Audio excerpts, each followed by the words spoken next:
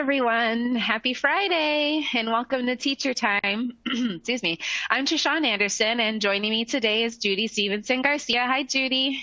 Hi, Trishawn. How are you? I'm doing good. Glad it's Friday. Hope you guys are happy Yes. too. So we're from the National Center on Early Childhood Development, Teaching and Learning, and we're excited to be here today to talk about supporting preschoolers and their families through transitions. And you guys have already really started talking about the ways that you engage families in transition, so that's great. Keep it going in the chat box. So if you were here for our infant toddler transitions episode last month, you met our guest expert, Gail Joseph, who is one of our partners here at DTL and who also leads our work related to transitions.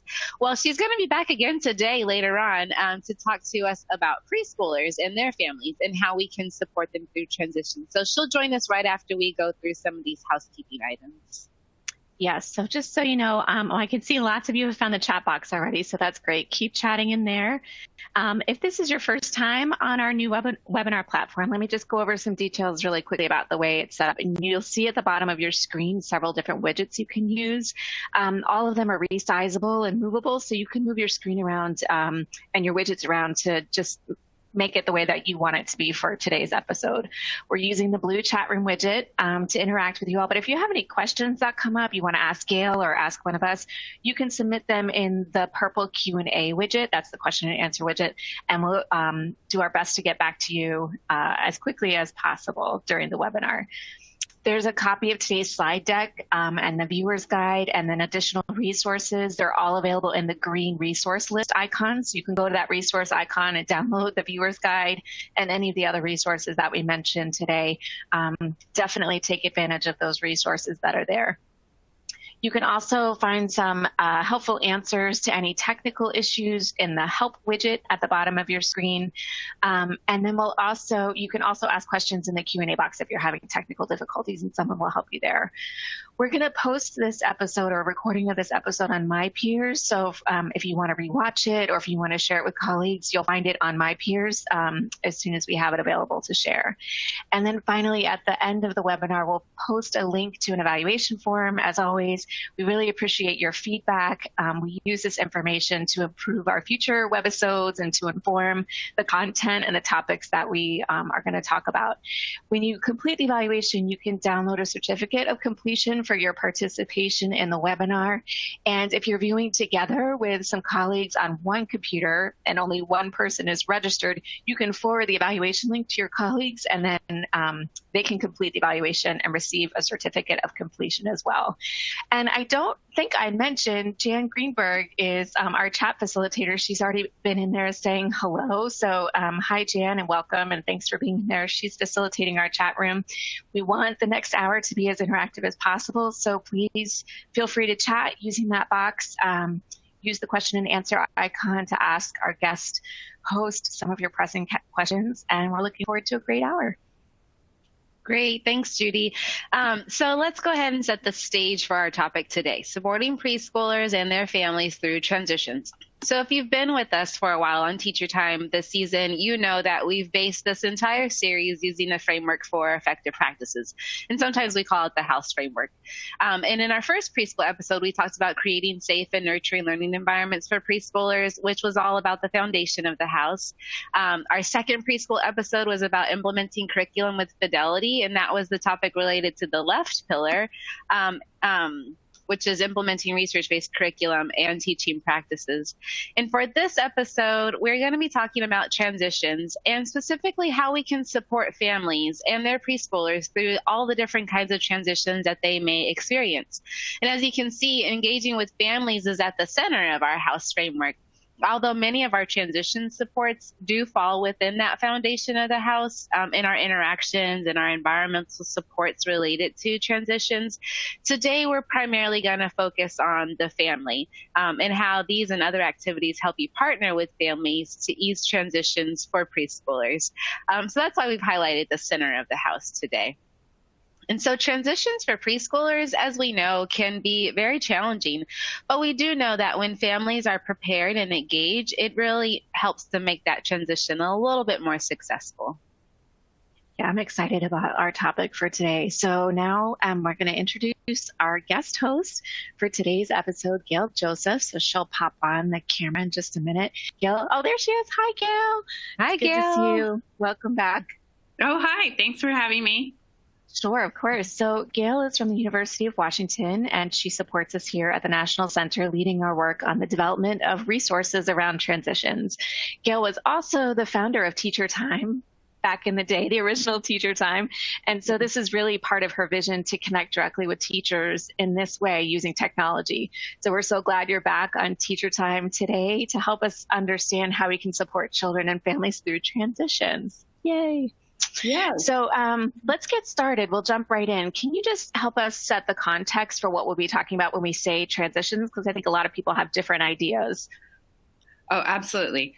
So we can think about transitions in two ways, two main ways, I think. So first are the smaller transitions that we can think about that children and families kind of go through or experience each day. So these are smaller transitions between routines and activities. It can include dropping children off, picking them up. Within the classroom, those little transitions, moving from lunchtime to nap time, or going from free play to outdoor time. So those are kind of the smaller transitions that happen every day that I'm sure all of our listeners are very familiar with. And then the second way that we can think about transitions is we can think about kind of the big transitions that children and families experience together, such as moving from being at home to maybe or a home-based setting to a center-based preschool program, or even transitioning from one classroom to the next classroom, like going from the 3-year-old classroom to that pre-K classroom, as another example. But one major transition that preschoolers and families will make is that transition from preschool to kindergarten. And this can be a big one. I always think that if you Google the first day of kindergarten, there's thousands of little videos pop up and someone's almost always crying in them. It's either the child or it's the parent or it's the teacher, and it doesn't have to be that way.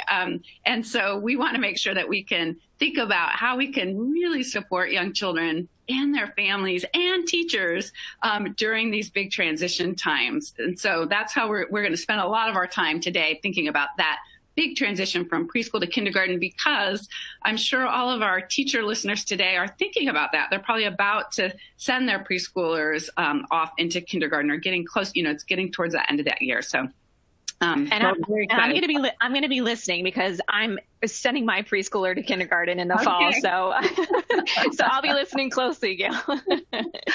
That's funny. And I experienced some tears when I sent mine off to kindergarten. Yes. Well, no, not from her, but from me, which is interesting. But thanks. But so before we dive in really into this great content, I want you guys to think about the first word that comes to your mind when you think of preschoolers and their families transitioning to kindergarten. Go ahead and write a word. Tell us in the chat box. I think mine is like tears. Oh. The first word I think of when I think of the transition from preschool to kindergarten, it's like a happy, sad feeling, right? It's like a proud and a sad moment. Like, I'm so proud he's so big, but I'm like so sad that he's so big. It's a weird mixed feelings. Yeah, we've got scared, nervous, crying. Thanks, you're Big. there with me. yeah. Anxious. Change is a big one. Yeah. It's a huge These are change. great. A big leap. Oh, stressful, mixed emotions. Yeah, I feel that. Are they ready? I know. Growing up too fast. Unknown. That's great. Oh, yes. There's so many things you don't know about what happens in kindergarten. Yeah. that you wish you knew. Great.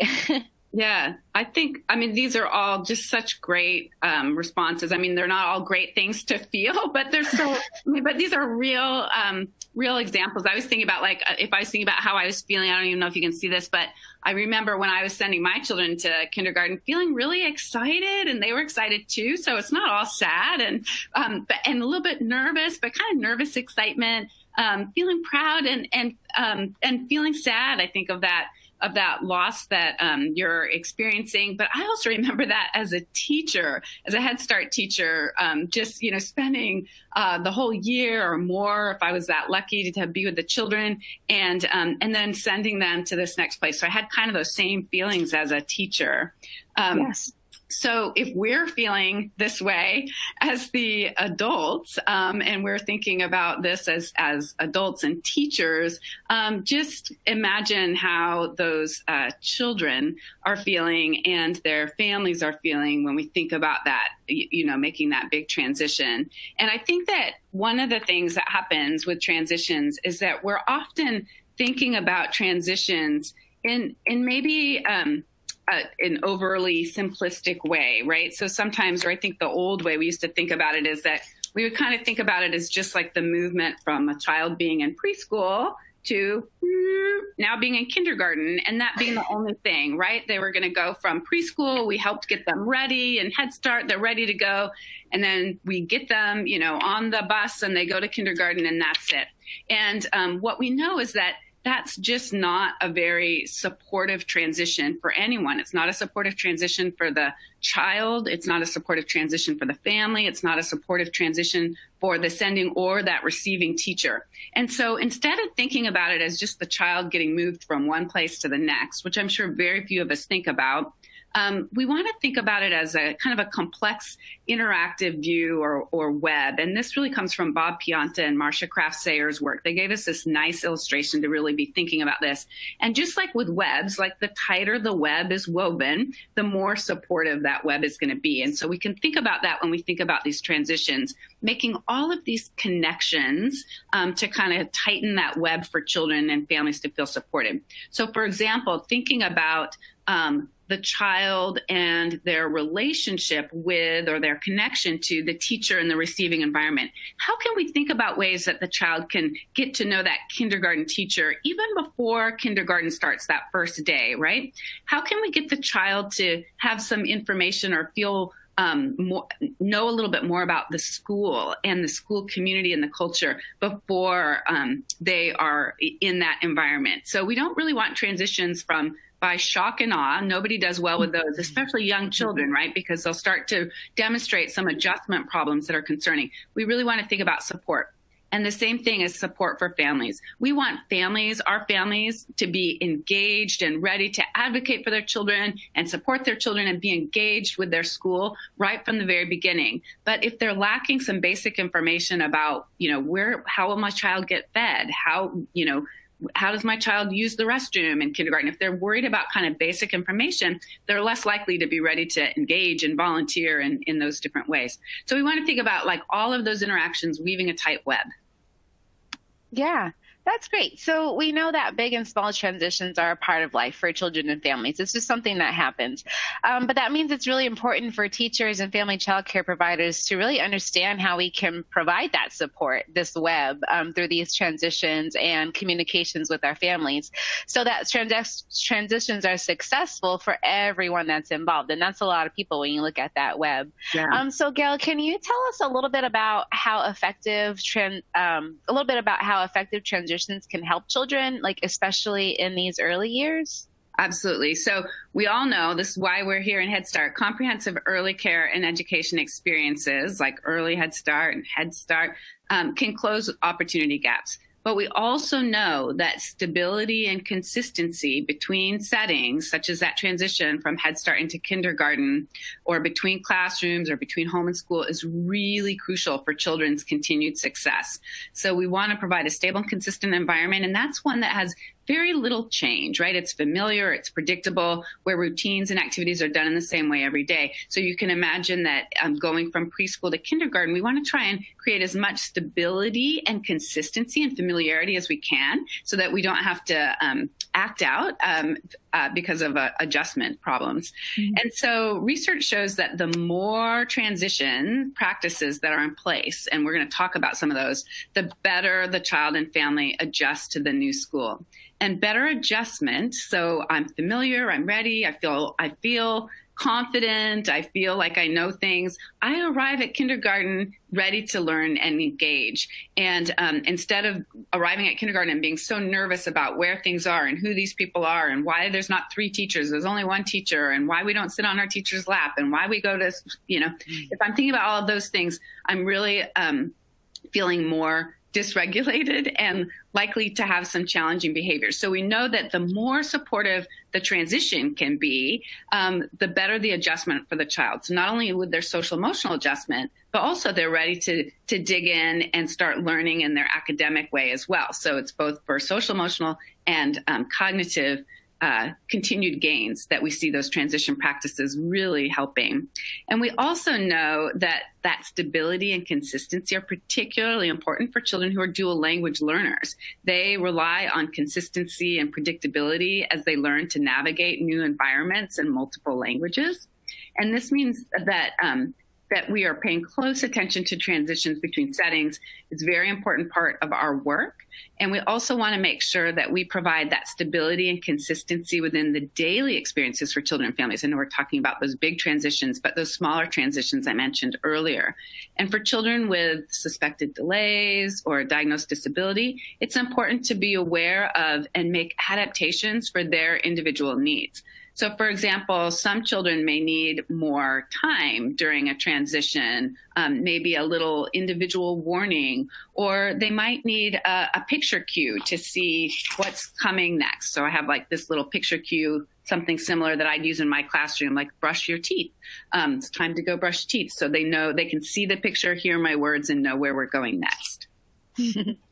That's great. I got to start bringing props on teacher time. That's a great way to tell the story. So it's so true that stability and consistency are important, even for adults. So with that in mind, we're going to take a quick poll. We want you to think about maybe your first day of kindergarten, or maybe imagine what a preschooler's first day of kindergarten could be like. What helped ease your transition into kindergarten? Or if you're imagining, what is one thing that might have helped your transition or a preschooler's transition into kindergarten? So I put up a poll. You might need to either turn off your pop-up blocker or move some things around so that you can see. But if you want to answer this question, what could have helped ease your transition as you're transitioning? Either a family, talked with you ahead of time about what was going to happen next. You knew someone in the new environment or classroom. You had some supportive friends and family during the transition. Some neighbors were walking to school together. You're able to bring something familiar. We've got a couple answers coming in. I feel like I'm going to need all of these as a parent to help me in my transition to kindergarten. Seriously. Yeah. So let's see what people are saying. So it looks like, the family talked with you ahead of time about where you're going, what's going to happen at school. Knew someone who was going to be in the new classroom. That's always helpful to have a friend. Mm-hmm. So it looks like everyone picked a little bit of something. Riding the bus with a friend, walking to school together. Great. Yeah, those are huge, I can imagine, for young children. And that's what Gail talked about, right? That stability and consistency, like having a friend there for you is like something consistent in your life, right? Or predictable for you. I think that's great.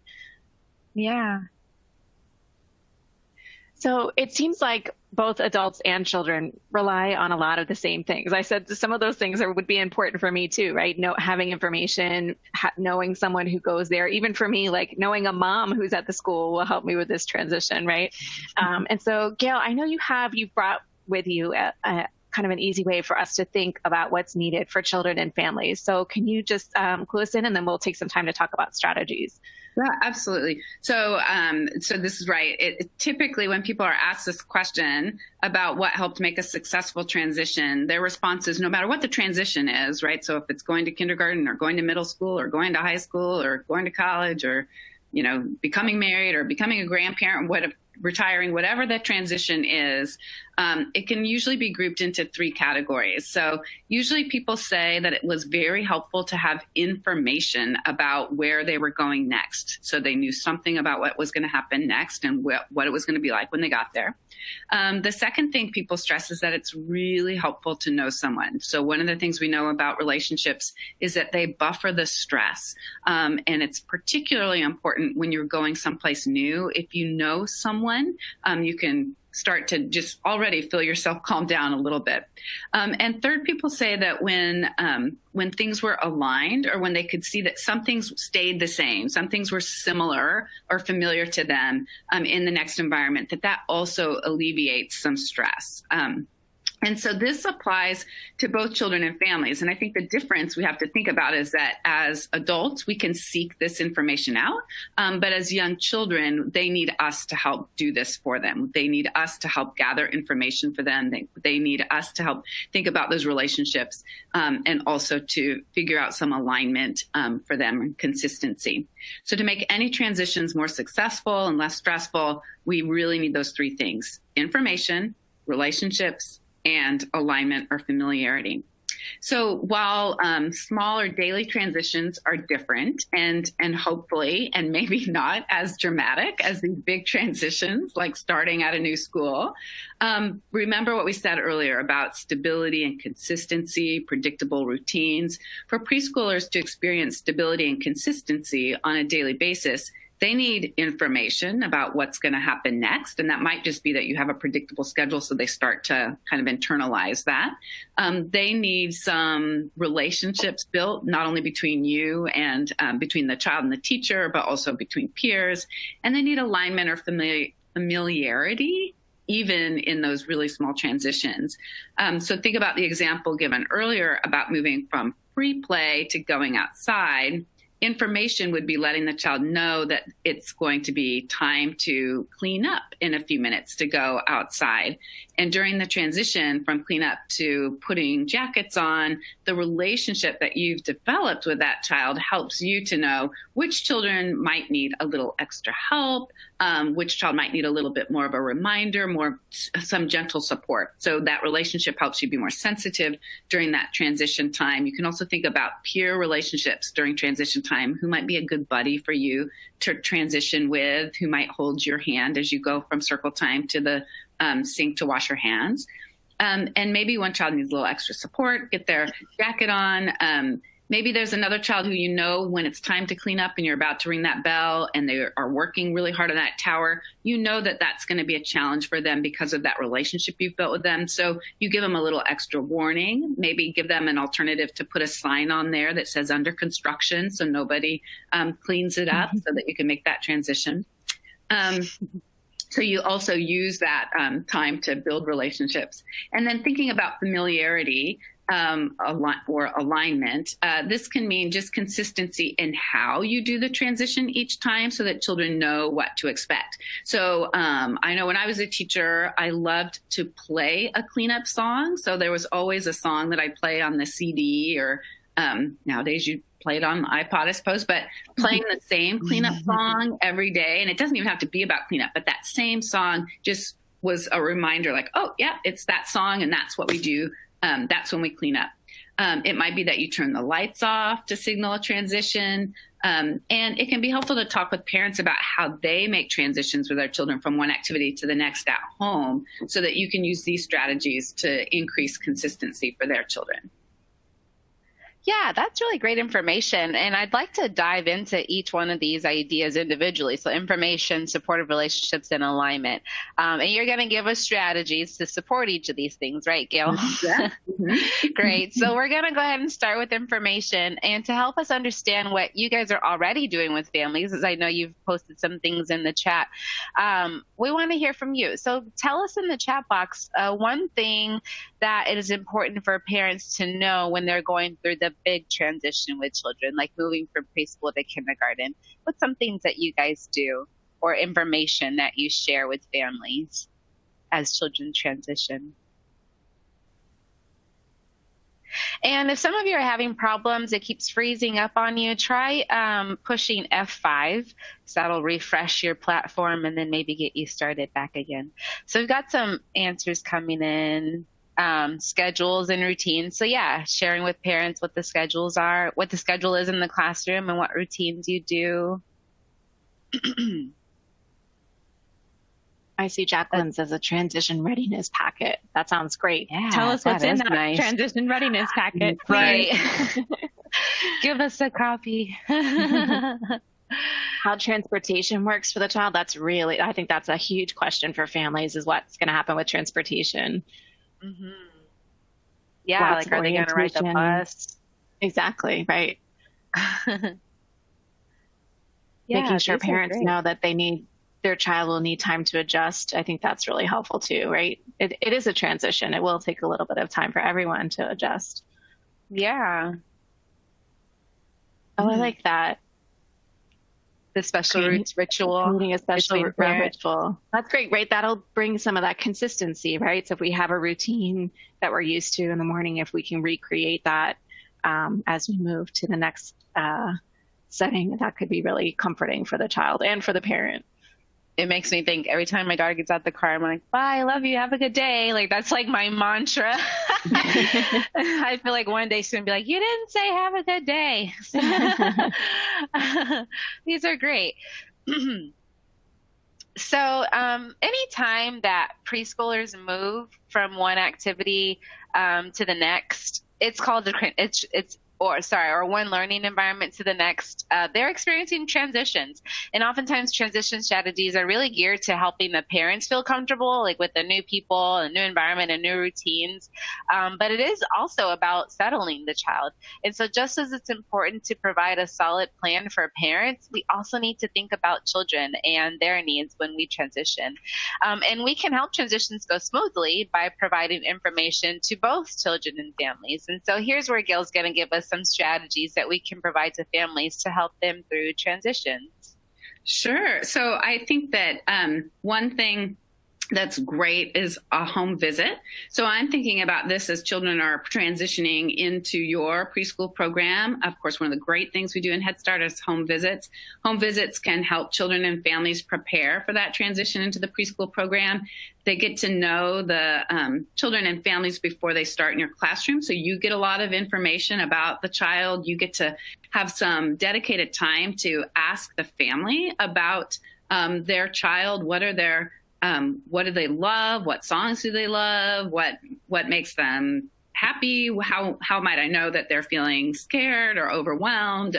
So you can get so much information so they're ready on that first day, or you're ready on that first day for them. But you can also answer questions during home visits about that transition to kindergarten. So what is that kindergarten going to be like? Reminding them of kindergarten registration, et cetera. So home visits can be huge for building really solid relationships and providing information and getting information. And I love to think about getting information beyond just kind of the vital statistics, but really getting information about, what's their favorite food, what's their favorite stuffed animal, all of that stuff.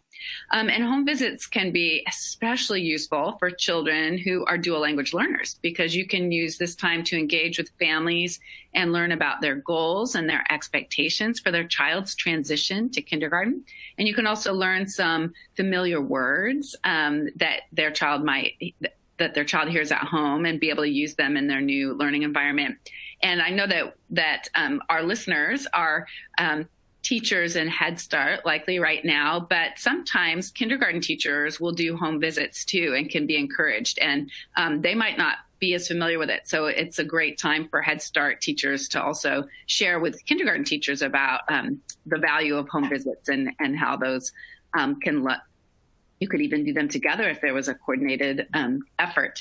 So for children transitioning into your preschool program, another thing to do is just provide a frequently asked question handout in the family's home language that answers common questions about whether it's your family childcare program or your classroom, what they can expect in terms of this is what the daily routine is like, these activities, transitions.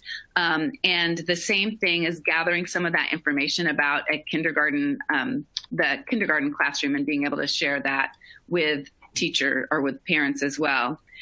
Doing tours of your classroom. So if a child is coming to your new classroom, you can do a parent night or a parent weekend, being aware of when parents might be able to make that, and have them do a little tour through the classroom. Sometimes those can be fun and self-guided. So I used to take pictures of things around my classroom and had the children and their parents do a little scavenger hunt around the classroom to see if they could find all the things. And then we had a little celebration, but things to get them familiar with the new environment.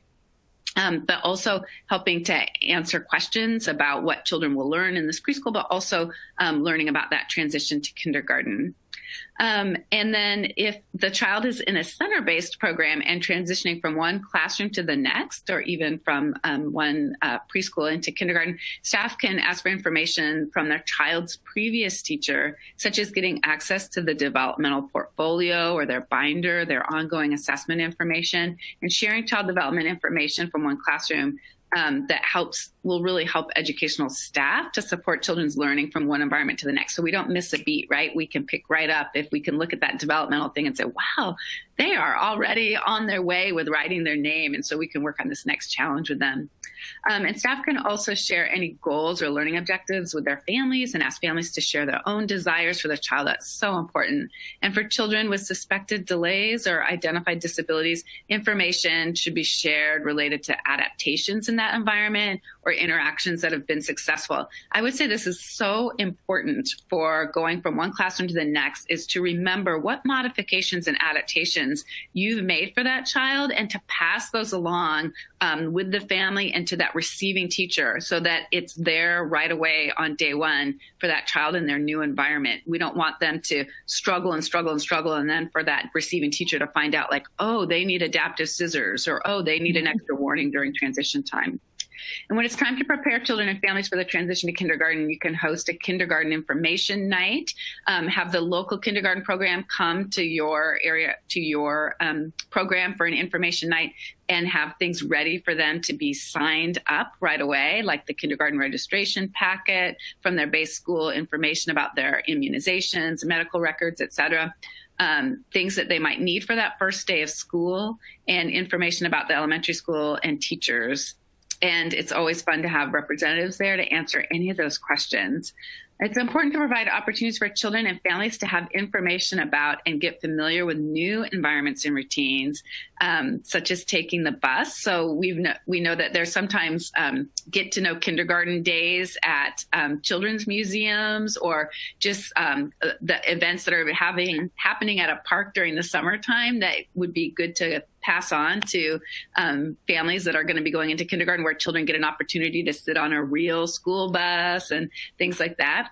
It's important to get to know, how do children eat in the kindergarten classroom? Will they be eating in a big cafeteria, and providing that information? And so when parents have this information, they feel more comfortable. And that's what this is about, is helping them to feel more comfortable with their next environment so that they can really support their child's comfort and adjustment into that next environment too. Wow, that's a lot of great strategies. And actually, everyone in the chat box have been sharing so many things that they do. A lot of things that you mentioned, our staff are doing. Someone asked about whether or not programs have a formal, like a written up transition plan. Is that something that you would recommend, Gail? Oh, yes, absolutely. Something that's been done, that they're thinking about how they're going to do it, but that there also could be some joint alignment. So with that kindergarten teacher about how they'll do transition practices. Yeah, I think this is great. And you mentioned asking questions during a home visit about children's home languages. And we have a resource on the ECLKC, and we've included it in our resource tab. In case you haven't seen it, our participants, this is a great resource. This is even something that would be great to share with your receiving schools as well. It's called Gathering and Using Information from Families. And it provides questions that we can ask families about their children's language experiences.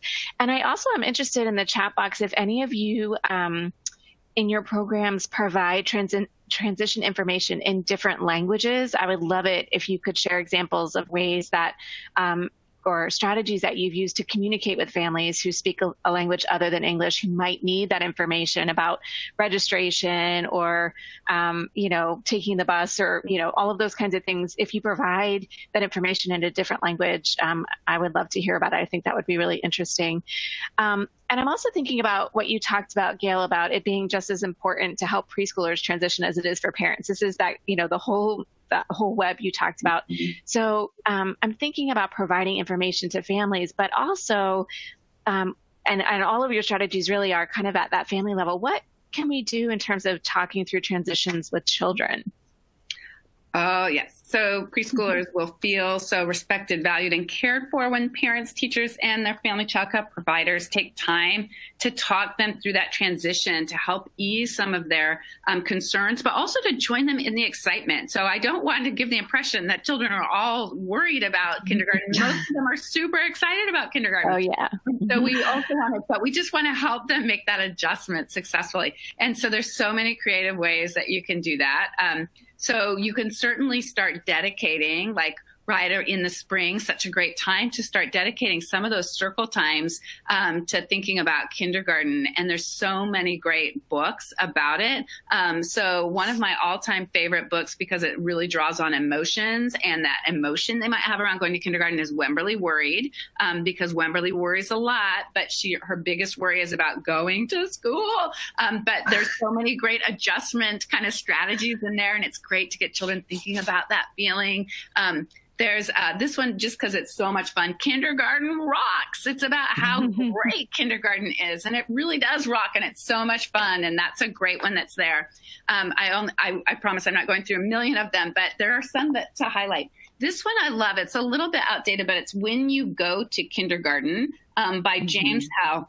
The reason I love this one is it has beautiful, real photographs of very diverse children and families. And it just gives them real pictures of what kindergarten looks like, right? That can help, like, what is kindergarten? What will it look like? And this has some great real pictures in there. And then, of course, it's really important that we provide books in their home language too. So this book is The First Day Jitters, about having some jitters there. And I remember when I would have all of my children in Head Start come the day before, we did a little open house, and I gave children some jitter glitter to put on their little heads. It was really fun.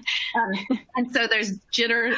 And then this one it's also offered in Spanish and multiple other languages. So you can definitely do that during circle time. You could take field trips to kindergarten. That's such a great strategy to, even if it's not the kindergarten they will go to, just seeing a kindergarten and being able to see that it's probably somewhat familiar, but noticing what's different. So I had a friend that was a teacher, and she actually, when she did the preschool field trip to kindergarten, she gave all the children some disposable cameras that they had been donated to them. And she let the children take photos of things that were interesting to them about kindergarten, and they developed them and then kind of made a book about that, or use that to discuss that circle time in a very creative photographs.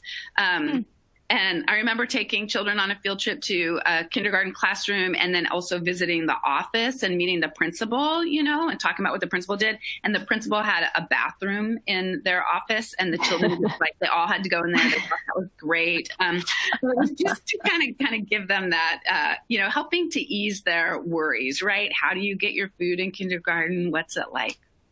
Yeah, those are awesome ways to think about helping children think about their transition to kindergarten. I wish I had some of those. I have some of those books, but you named off some great ones there. So in your viewer's guide, there's several resources that can help you think about the timing of transitions, including a calendar for teachers and family childcare providers, and then one for families too. So we're going to shift our thinking about the smaller transitions, the everyday transitions. And so, Gail, it's important to share information with children about transitions too, right? So can you tell us some of those ways that we can do this with children? Yeah. So I think, first of all, warning them, giving them a heads up that it's time to transition to another activity.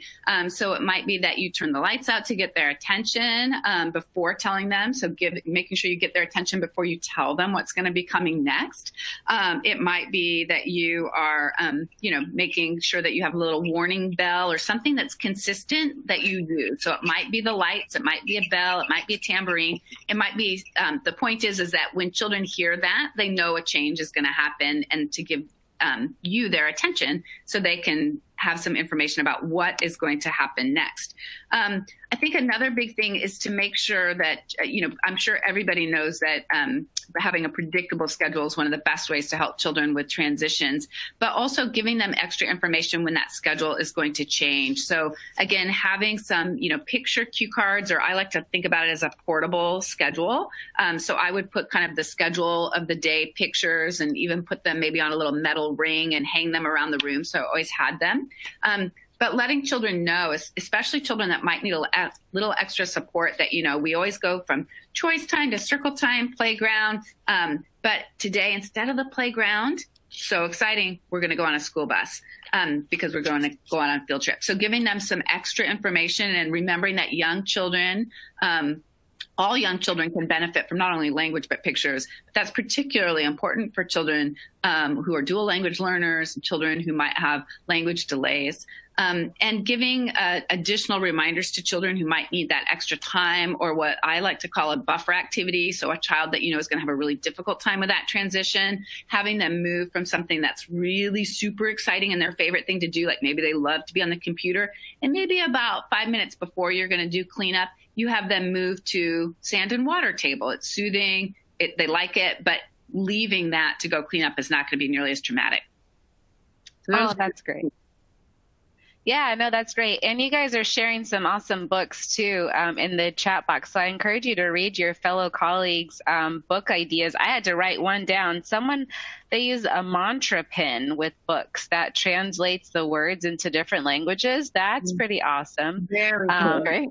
That was Nellie. She said that. So that's great if you could give us some information on that. So we've got some videos of real life teachers with their preschoolers using creative ways to help children move through daily transitions. So let's watch them. And as you watch, tell us in the chat box what you notice about how they support children's learning through these transitions. So let's take a look.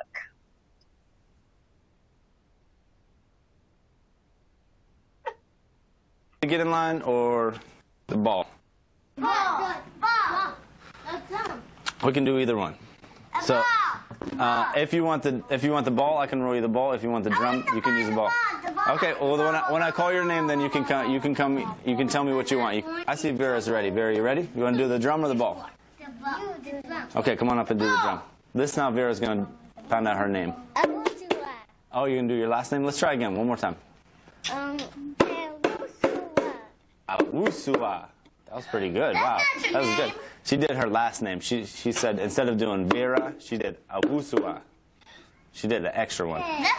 Okay, JR, do you want to do the ball or the drum? The drum. All right, come on up. Are you going to do your first name or your last name? My last name. You are? Haynes? All right, let's see. Or do you want to do your mom's name? Ateria. No. No? Okay. Which name are you going to do? I want to do like a chicken. All right. Go ahead. Show me how you can do it. Richard. Richard. Oh, you did your full first name. All right. Good job. You can go get in line. I want to do the ball. Okay. You want me to roll you the ball? Yes. All right. Sit down. I'll roll you the ball. David's got the ball. All right. Do you want to... Oh, who are you going to give it to next? Julio. All right. Julio. Okay. You want to do the drum? All right. I'll take the ball. Go ahead, David. Are you going to do Julio or are you going to do De La Cruz? Oh, you do the whole thing? All right. Let's see. All right. That worked pretty well.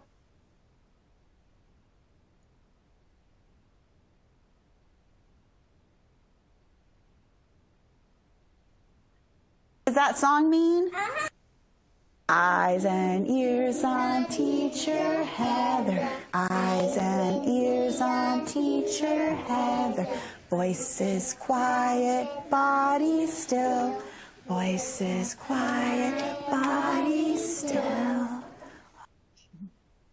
So a lot of you guys are commenting on, the teacher giving the child choices on how they wanted to line up. They get to pick their own way. That allows for this independence and individualization of the curriculum a little, or of the transition. And then in the song, it was a short song, but it really gives clues to children on, what the expectations are at circle time. And using songs as a form of transitions can really be helpful for children who are dual language learners, since hearing this familiar tune each day is another way to help them understand, what's coming up next. Exactly. So what's coming up next? And Misty said that children love singing songs, and it's so true. They respond to music. You could sing all day, and they would respond positively to that. So we definitely know that. Okay, so let's move on to supportive relationships, and you could see some really positive supportive relationships in those videos. And so we asked you about, Gail, some strategies. Our participants and Gail, we asked about strategies that help us when we transition, and knowing someone at a new school and having supportive friends and families is one of those, or a few of those things that really help. So Gail, tell us about how supportive relationships help children and their families through transitions. Sure.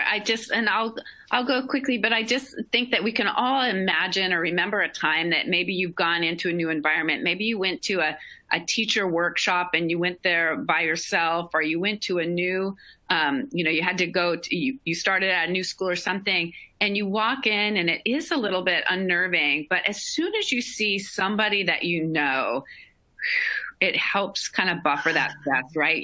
Okay, I can sit by that person, I can talk to that person.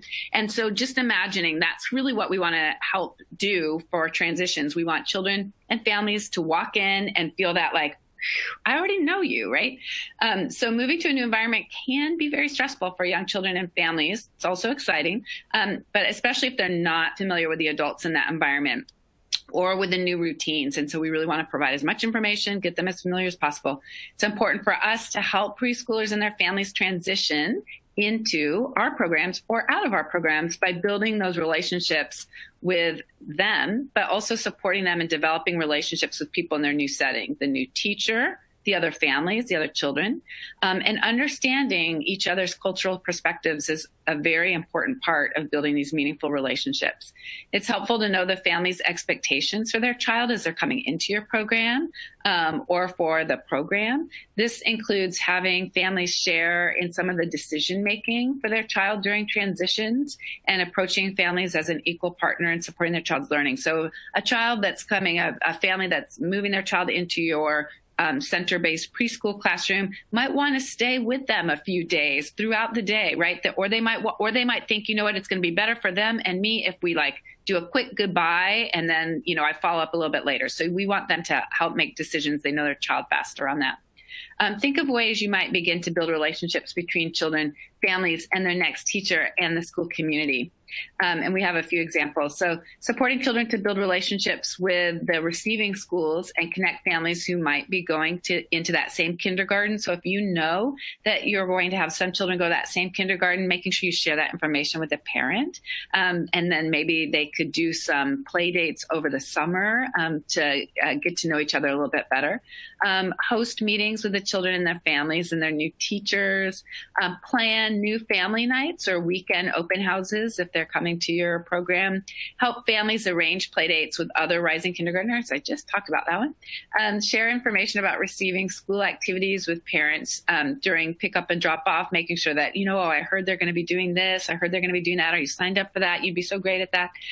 For children who are dual language learners, if the staff in the new program or classroom don't speak the child's home language, consider asking another staff person or a parent volunteer who speaks the child's home language to visit the new environment each day, just to say a little something with them to help ease their any anxiety they might have. And for children with diagnosed disabilities, there are actual procedures in place for transitioning a child with an IEP. And so you want to make sure that you're aware of those and participate in that. Yeah, I think those are also important. I also, someone I think in the chat mentioned having former Head Start parents come back to the program and share their experience of how, what happened when their children transitioned to kindergarten. And I think as a parent, that would be so comforting, right? To be able to talk to a parent who's just been through that experience. And what a great way to build relationships within the community. And then you might even meet somebody, again, a familiar face that you would have as a parent walking into the school, which I think is great. So if you guys have examples of, and I see some of you are posting some examples of how you build relationships, but think about how you use relationships and develop relationships to support children and families and communities through that whole transition process. Please definitely share. And some of your ideas already have definitely been focused on developing and supporting relationships. So the last thing we want to talk today about is alignment. And I think everything kind of we've been talking about today is alignment or familiarity. So maybe help us understand just a little bit more clearly what we mean when we say alignment and in terms of transitions for preschoolers and families. Absolutely. So alignment, again, we can think about that as kind of some continuity or some consistency, some familiarity. And we can think about that in terms of the curriculum, assessment, the physical environment, the routines and activities that we do, and more. So when some things are aligned or familiar in the next environment or within that current environment, it makes preschoolers and their families feel less stressed. It makes all of us feel less stressed. So keeping families' cultural perspectives in mind, creating alignment between what the child experiences at home and school requires us to resist making assumptions that the classroom way is the best, and to work together with that common goal of providing children with consistent care that fosters healthy growth and development. For example, families may have cultural considerations for what or how their child learns, and with the expectation that school is for learning ABCs and should be mostly teacher directed. So taking into consideration the family's expectations, we can work with them to find a solution that aligns with what is developmentally appropriate, but also meets the child and family's needs. But I also want to think about alignment for children maybe between classrooms or for children between preschool and kindergarten. So thinking about ways we might support alignment and continuity for children and families between these environments. For children transitioning within a preschool program, it might be just planning visits to the receiving program or classroom for the child with their trusted caregiver. So their teacher gets to go with them or their assistant teacher goes with them from the sending program into that next classroom for a little bit of time each day maybe, and then building it up. Ensure that staff from the receiving program visit the children in their current settings so that the children really get to know them. Oh, hey, I know you. You came into my classroom before. You're my teacher's friend. Find out how teachers communicate with families. Is it online? Is it face-to-face? Is it notebook, daily sheets? And try and implement those in your program so you're staying kind of some alignment. Establish similar routines such as arrival and sign-in, using a special song during transitions. So you might know that song that they sing in the next preschool classroom. So you're going to sing that one too in your 3-year-old classroom. Use similar or aligned assessments and curriculum between classrooms. Have teachers from sending and receiving programs visit each other's programs or share in joint professional development opportunities. So things are very similar and familiar, so that the curriculum's aligned, the expectations are aligned. Use the child's home language whenever possible. That's always such a very good idea. And use similar transitions or adaptations for children with suspected delays or diagnosed disabilities to make sure the teacher can meet them, can implement those from their current setting. I think I talked about that before, how important it is to transition a child with the modifications and adaptations they need to be maximally successful. And for children transitioning into kindergarten, find out how local kindergarten teachers communicate with their families and try and implement those in your program. It's really important to have your own professional development day where you visit a kindergarten classroom and you know what the expectations might be in kindergarten, in that, in receiving schools where your children typically go, and try and work in some of those routines and some familiar things into your classroom routines as you're kind of moving through spring or ending summer, and those children will be moving on, so that you can say, remember, we saw in kindergarten they do this, or I visited a kindergarten and this is how they line up. Let's try that. Let's try and line up like kindergartners do. So work with children on those routines that might be less familiar to them, such as getting their food in the cafeteria, holding a tray, opening milk. So I know that when my daughter started kindergarten, they needed it was almost like a one-to-one volunteer situation just to help children open their milk on that first day. Having it, they might have an assigned seat, or they might get to sit where they want to. So it might even be practicing, like, how do you sit down next to someone and start a conversation? So when possible, using a similar or aligned assessment, or knowing what that assessment might be, so that you can talk to a parent when you're going over their last assessment that you've conducted in preschool or Head Start, and saying, so this is how you get information. In kindergarten, it might look a little different. This is what they typically hand out, right? So you're helping parents understand how those are aligned as well. And when possible, participate in joint professional development with kindergarten teachers. Head Start, we do so many great professional development opportunities. Invite those kindergarten teachers in. They're often left out of some professional development. So let's invite them into our PD so that we can start to align our expectations and routines. Yeah, I worked with some programs, some preschool and kindergarten programs in Chicago, and one of the things the kindergarten teachers decided to do was to try to set up their classroom so that it looked very much like the pre-K classroom, so that for the first month or two, kids came in and felt like it was familiar, like there was a block area and a dramatic play area and a sand and water table. So they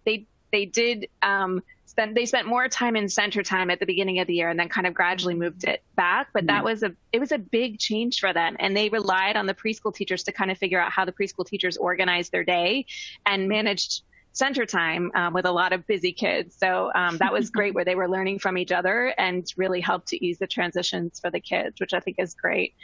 Okay. So Gail, you've given us so much to think about, and I'm going to go back and rewatch this episode so I can write things down so I can prepare for my transition to kindergarten. But is there anything you want to share with us, any kind of last big ideas or thoughts that we can think about, especially as we really are heading into this season with our big kids getting ready to move on to kindergarten next year? I say we do such great work in Head Start, where we provide comprehensive early care and education that really helps improve child and family outcomes and closes that opportunity gap.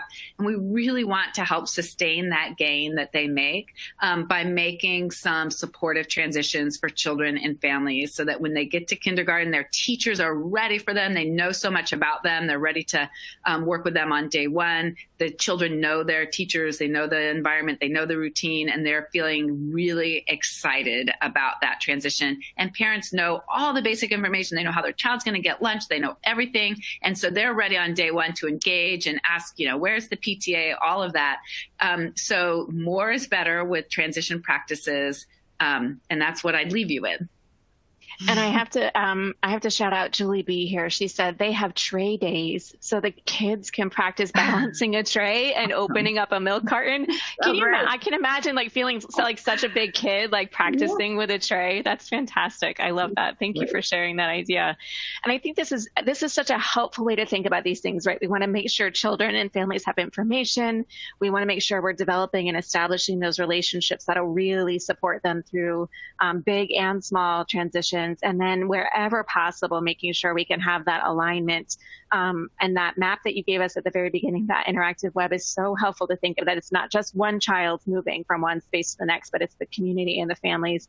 And as we can see in the chat box, our teachers here are so invested in supporting children and families. They have some really great strategies and we're going to save this chat because there's some really fantastic ideas in here. So thank you all for being so engaged here. And there was an additional video we're going to show you, but we didn't want to run out of time. So we are going to post that for you along with this episode on our My Peers group. If you guys are not on My Peers yet, you should be. So My Peers is the place where Head Start and hopefully soon our local school districts are going to be engaged in these conversations. We have a teacher time community there. Hopefully lots of you are already in there. We also just started a new community. It's called the Head Start School Connections My Peers community. So this is a space where we really hope that teachers will be able to connect with other educational professionals to share resources and strategies, just like you're doing today, and questions related to transitions, either into early Head Start, to Head Start, and even on to kindergarten. So please go onto My Peers, join this community, and then invite your local school friends, because My Peers is open to the broader educational community now. And so if you have school districts where you would like to bring them in so that we can have conversations with Head Start, and you can, this will be another place where we can have alignment and build relationships. We would love for you to share My Peers, this community with your colleagues in your local school districts. And as you know, we also have other resources for you, Text for Teachers. Again, that's something you could share with kindergarten teachers. There's some really great resources that get sent through Text for Teachers. And then ELOF to Go, obviously, if you want receiving schools to understand what you guys have been working on in Head Start, the ELOF is a great place. You can say, this is what we're learning in Head Start. This is where our children are. When they come to you, it's a great way to share information with your receiving schools about the focus and the learning goals that children are reaching. So thank you. The last thing we'll want to say is we have 2 episodes left this season. It's gone by in a flash. Our next episode will be talking about ongoing assessment in infant toddler programs, and then our final episode will be ongoing assessment for preschoolers. So if you guys are interested in learning about how to use assessment to improve your teaching practices and help your children meet their goals, that's where you want to be. So thank you, Gail. This has been so much fun. I wish we had 2 hours with you. Yeah. Bye to your kindergartner moving into kindergarten. Thank you for being here with us today, and your school bus. Yeah, this was great. Thank you guys for joining us. We'll see you next month. Bye, Gail. Bye, Judy. Sounds good. Bye. Thanks, everyone.